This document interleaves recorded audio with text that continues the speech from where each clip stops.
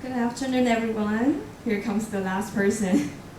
Okay, my topic today is using theme-based approach to improve learning motivation. And I'm Connie Ling from Tainan. I got 4 themes in my teaching. The following are the weather, the countries, the transportation, and the Christmas. And the teaching I found out the most useful thing during my teaching is a theme-based approach and also the culture sharing. This could easily tell from my teaching, and then also I did a questionnaire interview with my students. And most students think that culture sharing, they're very interested in it. And during these classes, usually students have more willing to learn. For example, they will raise their hands very positively to ask questions about different cultures from different countries or the cultures from Christmas. And my school is in Tainan City. It's a small size school. We only have 6 classes at school, and it's kind of in rural areas. And my target students are 3rd graders to 6th graders. And each class we only have 10 to 20 students. The smallest groups of students is from grade 4. There are only 10 students in grade 4. And the other classes have more than 10 persons. So the amount of students at school is less than 100 persons. Though it's a small size of school, but we still have large learning gap in each class. And the numbers from student 3rd to 6th grade are 52 students right now. And most students learn English from grade 2 because in this school, we started to learn English from grade 2, but in these 2 years, we started to learn English from grade 1. So there are 34% of students who learn English from 8 years old, which was about grade 2. And then 13% of students learn English from 4, 5, or 7 years old. And there are only 2 students learn English from 3 years old. One of them is because his father comes from other countries, so they need to talk in English during daily life. And the other person, the kid's mother, she's an English teacher at high school. So she also talked much about English with his kids at home. And then we have 32 students to attend English cram school after school. So it's around 60% students to attend this cram school. And here are my action research. The first thing is about weather. So we talked about sunny, cloudy, windy, rainy, and the sentence pattern is about how's the weather, is sunny, is cloudy, is windy, or is rainy. And then in this lesson, we also have other vocabularies such as go fishing, go swimming, blah, blah, blah, blah. And in this picture, you can see we did an activity about draw and guess. First of all, I asked students to draw the pictures on the whiteboard and then collect them back and then mix them together and pass them again. So they didn't know what did they get. So they need to put on the forehead and then ask their classmates like, how's the weather? Is it blah, blah, blah, blah, to guess what did he have or what did she have. And then the second part is about writing. I asked them to write out the vocabulary or the phrases on the whiteboard and also did the same thing. They didn't know what did they get, so they need to ask and then practice the sentence pattern to know what did he get. until they got the right answers. And also we did an activity about role playing. So students act as journalists or interviewees in groups. I divided students into 6 groups. So there are only two students in one group. So one people need to act as journalists and the other was the interviewee. And then before coming upstage to share with others, I asked them to write down the scripts on their English notebooks so they can write down the sentence that they want to talk about. And then after practicing like this picture, I let them practice several times before coming up. And then I passed out this sheet. It's about evaluation. So on this form, I told them that they could circle what did the classmates perform, such as the pronunciation, the volume, the content, the overall, and then they also need to write down the suggestions or the opinions about this group. And also they need to evaluate themselves to know that what did they do. So this is the practice time. And then after practicing several times, I invited them to come on stage to share with each other, like this. So 2 of them are in one group.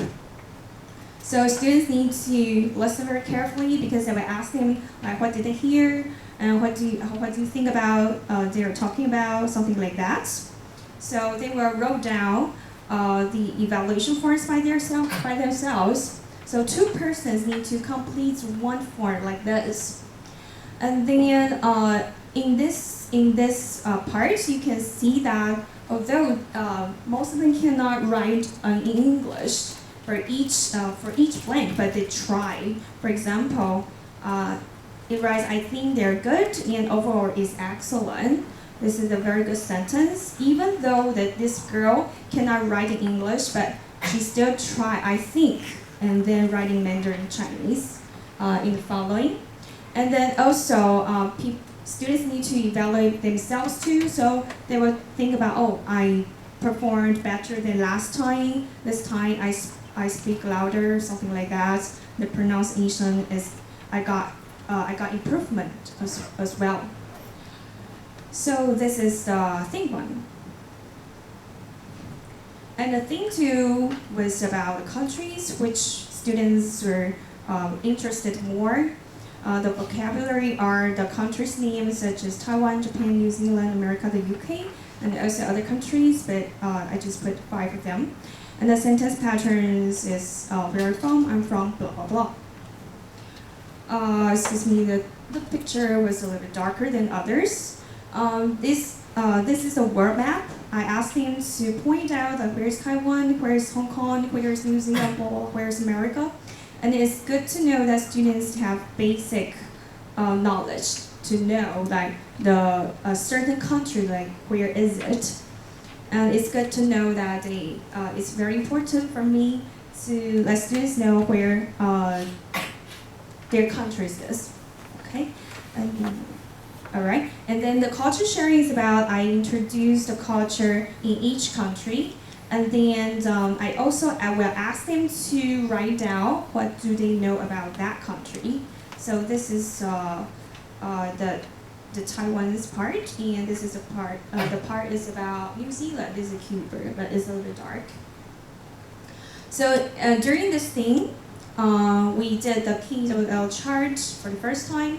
So it took longer time to explain, and then encourage them to talk about each other and then discuss to how to write down this chart. So this is the writing time.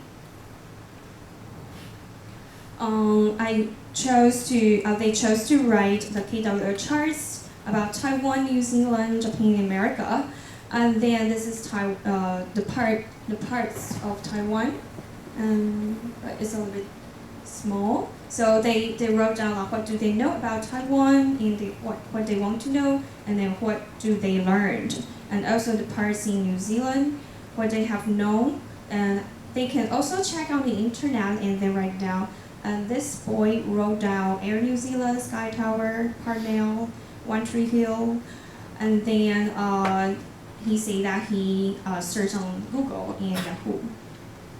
And then this girl wrote down the Japan, and this girl wrote down about America. And the next thing is about transportation. So in this unit, we talked about many transportation tools and the sentence pattern. How can you get there? I can get there by blah, blah. So I asked them to draw some portions of that certain tools and then guess what it is. This is one of the activity. And also we did a handman. So in 6th grade, I didn't give them the hints to write down the underline to let them know that how many words, how many alphabets is that words, but just let them guess. And we also mixed the vocabulary from lesson 1 and lesson 2 in order to review all the vocabulary from lesson 1 to lesson 3. And in this lesson, we also did the key charts, and this is the second time we did it, so it's getting faster to finish it. And the last thing is in December, so it's about Christmas. We did a project to write down the letter to Santa, and then first of all they need to draw the cards by themselves, and then we learned how to write down an English letter and then send it out, to send it abroad to Santa, like this. I asked them to write down the letter in the English notebook first, and then I checked it for them, and then they can write it down on the certain cards they made. So these are 2 girls from 6th graders. So because they are senior, so they could write down more sentences, more difficult sentences, and these are 5th graders, 4th graders, and 3rd graders. So the 3rd graders, because they're younger, so they wrote simpler sentences, and it's shorter as well. And then we walked to the post office to mail the Christmas letters to Santa, and these countries are where we send. And then now students we're looking forward to receive the letters, so we are still waiting for the reply. And I did the questionnaire and also the interview with the students. So during the questionnaire, we can see that it's not every students think about this kind of thing approach can improve learning motivation, but most of them think it's very useful and it's very interesting. And the target students are 52 students, and 42 of them chose Christmas is a very interesting part for them, so it's about 81%. And the 32 of them chose countries is about 61%. So the least 2 are weather and transportation. So this is the questionnaire. I will explain it later. These 2 are from 6th graders, 5th graders, 4th graders, and 3rd graders. Okay, so the most people they wrote down for the open questions about Christmas is they think about it's much fun to mail to the handmade Christmas cards to Santa, and it's good to walk to the post office to send it. And about the country, they say that it's very interesting to learn culture to different countries. And the last part, I'm going to talk about New Zealand and the University of Auckland. And I was amazed by the culture and scenery in New Zealand. It's just too beautiful to describe. And I also met many friends of people, such as our old classmates and many professors and our homestay family members. And then what I learned from in University of Auckland is the professional way that we learn many professional things, no matter in teaching aspects or other lifestyle aspects. And also I'm also very impressed by the differentiated instruction from many professors. And also at Newmarket School is our school placement. I really learned a lot. And then I also impressed by learning by doing and also student centers in University of Auckland. And just like Dr. Zhang mentioned, sometimes it doesn't mean it's worse or better, it just means different. So it's really good, like by learning by doing, and it's never too late to learn. Thank you very much.